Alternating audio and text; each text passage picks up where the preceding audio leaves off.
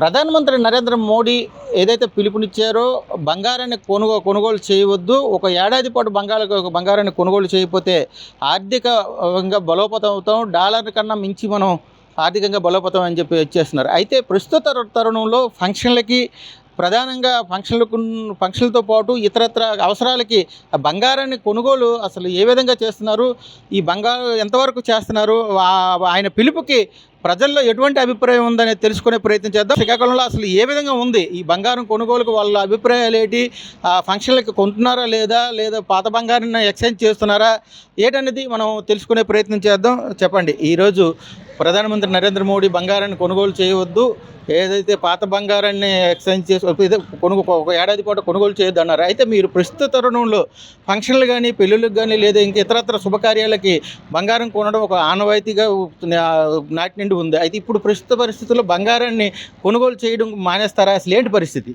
అసలు ప్రధానంగా NDA government కేంద్రంలో 15 సంవత్సరాల క్రితం, అంటే దగ్గర 12 సంవత్సరాలు అయింది, 2014లో వచ్చింది.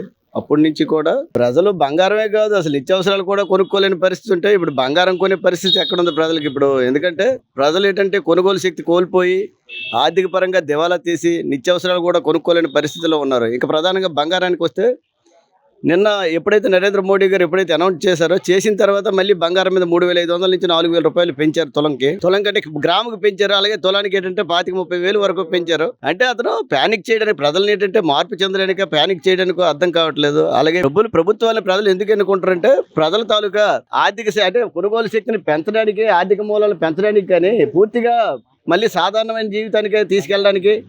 ఇంతకుముందు ఏంటంటే 2014 ముందు నోట్ల రద్దు కార్యక్రమం పెట్టి ప్రజల్ని దారుణంగా నడ్డి విరిచే పరిస్థితి చేశారు. మళ్ళీ ఇప్పుడు ఏంటంటే ఇప్పుడు వచ్చి గత 5 సంవత్సరాలకు ఒకటిసారి ఏదో ఒకటి చేదు కులుకులు అని చెప్పి ఏదో ఒక వ్యవహారం చెప్పి ప్రజలకు చేసిందేం కనబడట్లేదు. ఎంతసేపు బంగారం కొనొద్దనో, లేకపోతే ఆయిల్ కొనొద్దనో, లేకపోతే పెట్రోల్ కొనొద్దనో, డీజిల్ కొనొద్దని చెప్పడమే తప్ప ప్రజలకి కొనుగోలు శక్తి పెంచే మార్గాలు అనేది ప్రభుత్వాలు చూడాలా. ఆ పరిస్థితి అనేది పూర్తిగా దిగజారిపోయింది.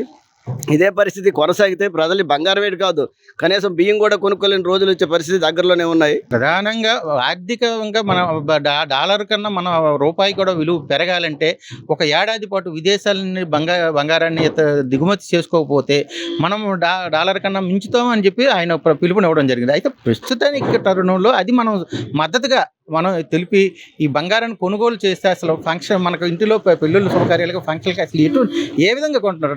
తక్కువ తగ్గించుకుంటారా, లేదా పాత బంగారాన్ని మార్చుకొని మీరు ఇక్కడ ఉన్న పాత బంగారాన్ని ఏదైనా ఇంతకుముందు గతంలో కొనేది ఇచ్చి కొత్త బంగారంగా తీసుకుంటారా? అసలు ఏంటి మీ ఉద్దేశం దాంట్లో?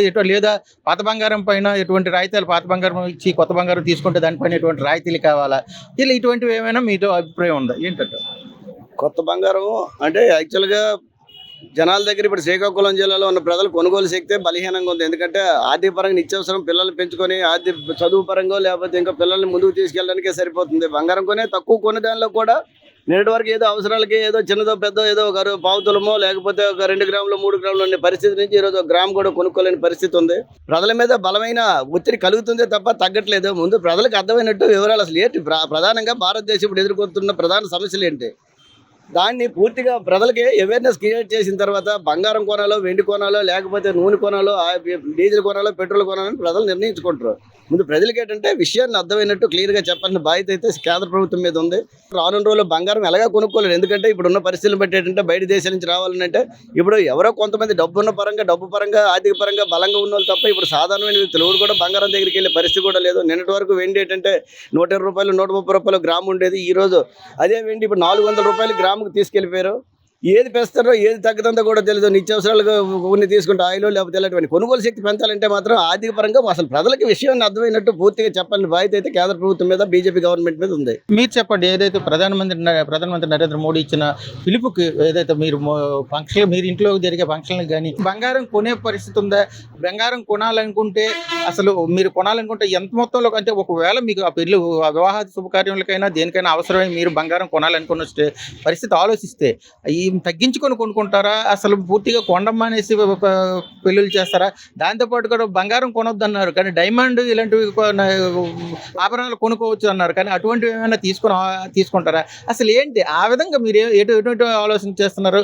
ఈ ఫంక్షన్లకి ఏ విధంగా చేస్తున్నారు అని చెప్పి మీ అభిప్రాయం చెప్పండి. గుట్టిగా ఎగరమ్మ స్వర్గానికి ఎగినట్టు బంగారమే కొనలేడు, ఇంకా వజ్రాలు వైడూరాలు కొంటారు. బంగారం పరిస్థితి ఏంటంటే మొన్నటి వరకు 1,20,000 ఉన్న బంగారం ఈ రోజు అతను ఒక పిలుపుతో అనమాట ఒకే రాత్రి 27,000 రూపాయలు పెరిగిపోయింది బంగారం. ఈ రోజు అనమాట మామూలుగా పావుతులమో అరుతులమో పెట్టనమాట పెళ్ళిళ్ళు చేసుకునే పరిస్థితి, అది కూడా కొనలేని పరిస్థితి దుస్థితిలో ఉన్నారు. బంగారం మాత్రం అంతే, ఇంతకు ముందు బంగారం వాళ్ళ దగ్గర ఉండి కొంటే కొత్తగా కొంటారు కదా, కొనాల్సిన అవసరం ఉండదు. కాబట్టి ఎవడు ఆ దరిద్రాలేని పరిస్థితి. కాబట్టి దీని మీద అనమాట నాయకులు ప్రభుత్వాలు అన్నీ కలిపి అనమాట మంచి ఆలోచన చేసి అనమాట సామాన్యుడికి అందుబాటులోకి వచ్చినట్టు నిర్ణయం తీసుకునే అవసరం అయితే ఉంది. బంగారం కొనుగోలుపై అయితే పరిస్థితి సర్వత్రా భిన్నాభిప్రాయాలు వ్యక్తపరుస్తున్న పరిస్థితి ఉంది. ఏదైతే తమ వివాహ శుభకార్యాలకు కూడా తమకు అనుకూలంగా ఇది ఈరోజు అందుబాటులో లేని రేట్లలో ఉంది కనుక కొనలేని పరిస్థితుల్లో ఈరోజు మనం కొనాలనుకున్న అందే స్థాయిలో లేదు. అధిక ధరలతో మెండి ఉంది కాబట్టి తక్కువ మొత్తంలో కొనుక్కొని తమ కార్యక్రమాలు జరిపించుకుంటాం, లేదంటే గతంలో ఉన్న బంగారాలతో సరిపెట్టుకుంటున్నాం అనే పరిస్థితి అయితే నేడు సర్వత్రా వెల్లడవుతున్న పరిస్థితి ఉంది. కెమెరా పర్సన్ మురళితో నరసింహ, వైకే టీవీ, శ్రీకాకుళం.